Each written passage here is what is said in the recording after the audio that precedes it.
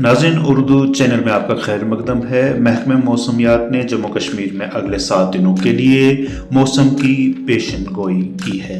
इस सिलसिले में जारी एक रिपोर्ट में बताया गया है कि जम्मू कश्मीर में 18 जनवरी 2023 और 19 जनवरी की दरमियानी रात में 12 बजे से सुबह 6 बजे के दरमियान बालाई इलाकों में चंद मुकामात पर हल्की बर्फबारी होगी, जबकि 20 जनवरी को जम्मू और कश्मीर में कई मुकामात पर हल्की बारिश और बर्फबारी का इम्कान है।